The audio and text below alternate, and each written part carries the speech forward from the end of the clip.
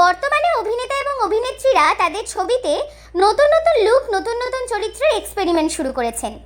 গতানুগতিক ছক ভেঙে ভিন্ন স্বাদের কাজ উপহার দিচ্ছেন দর্শকদের। এই তালিকায় যারা রয়েছেন তাদের মধ্যে একজন হলেন কৌশানী মুখোপাধ্যায়। আবার প্রলয়ে মোহিনীমা রূপে নজর কেড়েছিল সকলে, আর এবার বহুরূপীতে ফিরেছেন আবারও এক নতুন লুকে। তার চরিত্রের নাম ঝিমলি। বহুরূপীর পোস্টার লঞ্চের অনুষ্ঠানে ঝিমলি হয়ে ওঠার নানা গল্প জানিয়েছেন কৌশানী।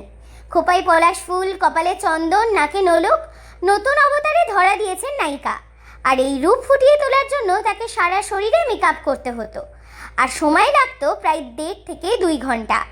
যে গ্রামে নাকি শ্যুট করা হতো সেখানে মেকআপ ছাড়া সকলে তাকে চিনতে পারলেও মেকআপের পর আর কেউ তাকে চিনতে পারতো না। অভিনেত্রী আরও বলেন, এই পোস্টারে তাকে দুটো লুকে দেখা গিয়েছে, কিন্তু সে আদতেও বহুরূপী কিনা তার উত্তর ছবিতে পাওয়া যাবে। শুধু নাকি মেকআপই নয়, কথা বলার ধরনেও পরিবর্তন আনেন নায়িকা। কিছু কিছু সময় নাকি তাকে জোর করেই ভুল উচ্চারণে কথা বলতে হয়েছে। কিছু কিছু ভুল উচ্চারণ করতে করতে এতটাই অভ্যস্ত হয়ে গিয়েছিলেন অভিনেত্রী যে সেটা ঠিক করতে তার বেশ কিছুটা সময় আবার লেগে গিয়েছিল। কৌশানী এও বলেন যে তিনি সবসময় ভয়ে থাকতেন সবার সামনে ভুল উচ্চারণ করে ফেলার।